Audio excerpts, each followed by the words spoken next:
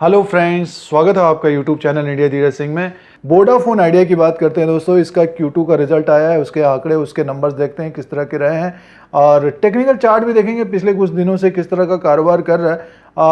एक तरह से हम देख रहे हैं तो वोडाफोन आइडिया ने पिछले कुछ समय से काफ़ी अच्छा रिटर्न यानी मीन्स जंप करके लगभग 12-13 रुपये तक गया था। अब AGR की न्यूज़ एक तरह से ख़त्म हो गई है तो आने वाले सालों में इनको पेमेंट करना पड़ेगा। बट अब जो रहेगा वो रहेगा रेवेन्यू और प्रॉफिट के ऊपर ज़्यादा फोकस रहेगा। जैसे कि Q2 में किस तरह का रेवेन्यू रहा है, क्या प्रॉफिट रहा है, आरपू क्या रहा है, जो हम लोग रिचार्ज करते हैं तो वो क्या रहा है, उसे देखते हैं। ये अगर बढ़ेगा आने वाले दिनों में तब स्टॉक फिर ऊपर की तरफ जाता हुआ देख सकता है। तो सारा डिस्कशन, सारी चर्चा इसमें करते हैं। आगे की बात करेंगे दोस्तों, आगे किस तरह का चाल रहेगा, क्या ये लंबे समय के लिए अच्छा रिटर्न दे सकता है या फिर पहले गिरावट होगी, उसकी भी बात करेंगे। टेक्निकल चार्ट में देखेंगे दोस्तों। चैनल पर अगर आप नए हैं तो सब्सक्राइब और बेल आइकन को प्रेस करिए। आप लोगों को यूट्यूब की तरफ से नोटिफिकेशन मिलता है जब भी नया वीडियो अपलोड होगा। दोस्तों, वोडाफोन आइडिया का नेटवर्क रहा है 22 countries and partner with mobile network इन 48 मोर। तो देखिए ये फाइनेंशियल हाइलाइट्स है, प्रॉफिट एंड लॉस का दिया है इन्होंने। Q2 FY21 का ये कॉलम है, Q1 FY21 का ये कॉलम है और Q2 FY20 का एक साल पहले का किस तरह का रेवेन्यू और प्रॉफिट रहा था उसे देखते हैं दोस्तों।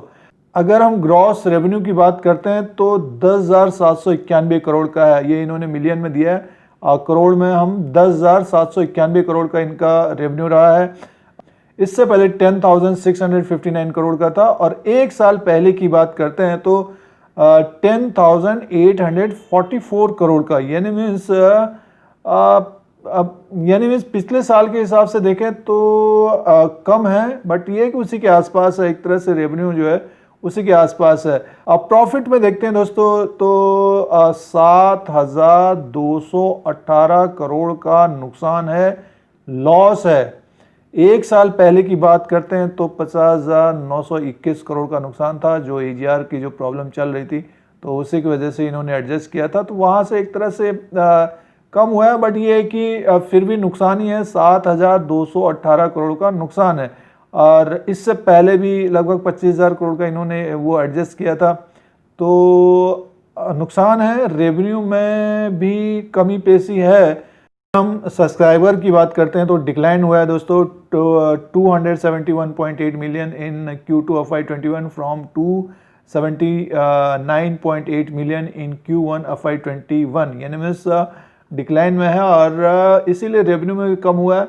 बट आरपू को देखते हैं तो एक तरह से हम इम्प्रूवमेंट है। देखिए ये है, आगे हम बढ़ते हैं तो आरपू को देखते हैं तो Q2 FY21 improved 119 compare to 114 Q1 FY21, यानी मीन्स बढ़ रहा है आरपू। एक तरह से जो रिचार्ज करवाते हैं तो वो 119 रुपये तक पहुंच गया है।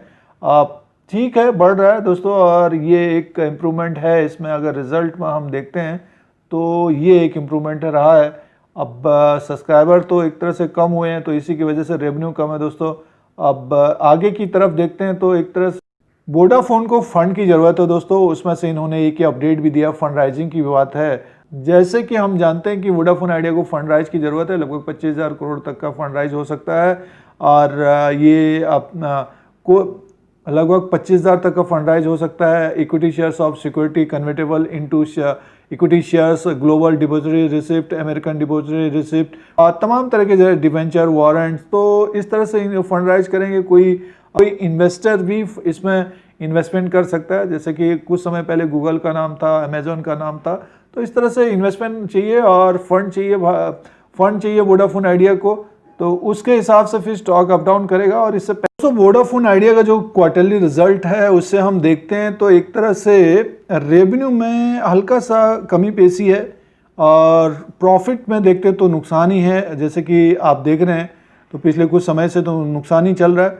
और इनका एक अच्छी बात यह है कि आरपू इनका बढ़ा हुआ, जो रिचार्ज कराते हैं तो वो बढ़ के आया है, तो उससे क्या होगा कि आने वाले दिनों में आप नेक्स्ट क्वार्टर में इनका रेवेन्यू बढ़ सकता है। अगर और भी बढ़ता है, जैसे कि और 119 से और भी प्लस होता है तो रेवेन्यू बढ़ सकता है। बट एक कंसर्न ये बना हुआ है कि सब्सक्राइबर कम हो रहे हैं, डिक्लाइन आई है, तो आने वाले दिनों में अगर सब्सक्राइबर भी बढ़ते हैं, जैसे VI इन्होंने नाम भी दिया है, नया ब्रांड दिया है, और एक तरह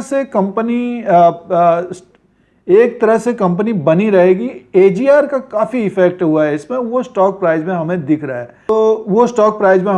है। तो एनालिसिस और विश्लेषण देखेंगे तो आने वाले दिनों में इसी के आसपास रहना चाहिए, या फिर जो आने वाले दिनों में इनको रेवेन्यू बढ़ता है, प्रॉफिट बढ़ता है, तभी कंपनी ऊपर की तरफ, शेयर ऊपर की तरफ जाता हुआ दिख सकता है। पेनी स्टॉक है दोस्तों एक तरह से। तो ये कुछ पॉइंट्स हैं, आइए इसका टेक्निकल देखते हैं, किस तरह का चार्ट बना है उसे देखते हैं। दोस्तों ये वोडाफोन आइडिया का चार्ट लगा हुआ है और जो कैंडल्स हैं वो हैं डेली वाइज। एक तरह से रिजल्ट देखा हमने तो उसमें तो रेवेन्यू में ज़्यादा ग्रोथ हुई नहीं है, इवन कमी हुआ है, और प्रॉफिट में भी नुकसान ही है 7,000 करोड़ का। अब जब ऊपर के लेवल से अगर स्टॉक नीचे की तरफ आता है तो मान के चलिए कि जैसे अगर हम किसी पहाड़ से गिरते हैं तो गिर के कहाँ पे आएंगे, वो नीचे समतल में आएंगे। तो एक तरह से हमने देखा कि इसने जो ऊपर के लेवल से लगभग 13-14 रुपये से गिरकर 7 रुपये के आसपास एक सपोर्ट लेने की कोशिश की गई है। और जब ये 13-14 रुपये के आसपास तो बताने की कोशिश थी कि 5 रुपया जाएगा या 15 रुपया जाएगा, ये वीडियो भी पोस्ट किया था। फिलहाल इसको आगे की तरफ देखते हैं तो 8 रुपये 65 पैसे के आसपास है। तो दोस्तों अगर ये देखिए एक छोटा सा टावर यहाँ पे बना हुआ है, दोस्तों एक छोटा सा टावर यहाँ पे बना हुआ है 9 रुपया 30 पैसा या 25 पैसे के आसपास।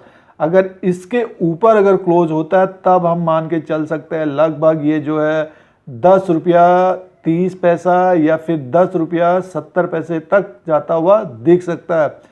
जब तक ये आप 10 रुपया 30 पैसा 70 पैसे को ऊपर अगर क्लोज नहीं होता है तो मान के चलिए इसमें बुलिशनेस एक तरह से नहीं आएगा। और डेली वाइज के हिसाब से बेरिश है, वीकली तो बेरिश है, डेली वाइज के हिसाब से भी बेरिश है, वीकली भी बेरिश है, और मंथली तो काफ़ी समय से बेरिश है। तो इसीलिए देखिए जितने भी ब्रोकरेज हाउसेस हैं, अभी आपने देखा होगा 3 रुपये का जो टारगेट दिया है, तो इसीलिए वो बताने की कोशिश करें क्योंकि फंडामेंटली एक तरह से कमजोर है दोस्तों, सब्सक्राइबर एक तरह से घट रहे हैं, यही एक कारण है।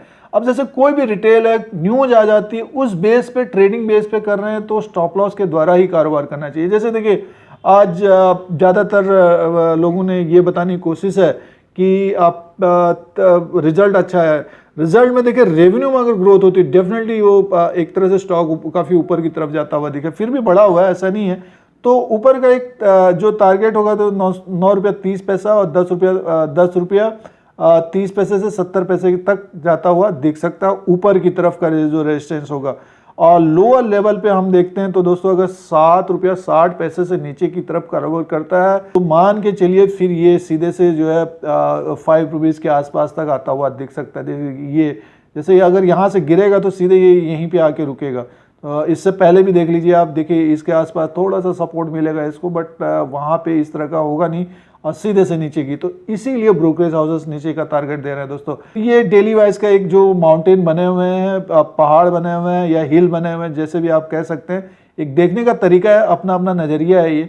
अगर जो ट्रेड करते हैं तो ट्रेड के हिसाब से अगर आप ले रहे हैं तो 7 रुपया 60 पैसे के आसपास का स्टॉप लॉस लगाइए। ऊपर का जो है 9 रुपया 30 पैसे से 10 रुपया 50 पैसे का एक टारगेट रखिए। तो ये ध्यान रखना है। और जो नया लेना चाहते हैं तो इसको अभी हम मंथली के हिसाब से भी एक तरह से देख लेते हैं। तो उसमें क्या दिखा रहा है उसमें देखते हैं मंथली के हिसाब से। देखिए ये मंथली के हिसाब से ये कैंडल बने के हिसाब से देखिए एक तेजी आई थी, ये लगभग ये 3 रुपये से आप जब ये 3 या 4 रुपये में कारोबार कर रहा था तब इसको पकड़ने की कोशिश थी और 12-13 रुपये का जो टारगेट था एक तरह से वहाँ पे निकल 8 रुपये से 12 रुपये के बीच निकलने की कोशिश, क्योंकि 3-4 महीने में इसने काफ़ी अप डाउन होता है। और अक्टूबर का मंथ का देखते हैं, देखिए ये 9 रुपया 35 पैसा ओपन हुआ है, हाई बनाया 9 रुपया 50 पैसा, लो बनाया है 7 रुपया 60 पैसा और क्लोज अभी चल रहा है ये 8 रुपया 55 पैसे के आसपास।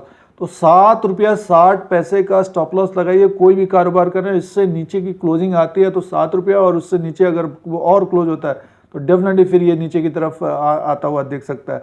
तो ये जैसे ये देखिए इलेक्ट बने हुए हैं 7 रुपये से 7 रुपया 60 पैसे के बीच, तो फिर उसके बाद हमको जो है इसी के आसपास आता हुआ दिख सकता है दोस्तों, जहाँ से बढ़ा था उसी के आसपास आता हुआ दिख सकता है। फंडामेंटली कमजोर है दोस्तों और टेक्निकल में भी एक तरह से बेरिश बना हुआ है। इसी के वजह से ये आप एक तरह से ऊपर की तरफ अभी जाने में समय लगेगा। थोड़ा सा रेवेन्यू अगर बढ़ के आता है नेक्स्ट क्वार्टर में डेफिनेटली स्टॉक ऊपर की तरफ जाता हुआ दिख सकता है।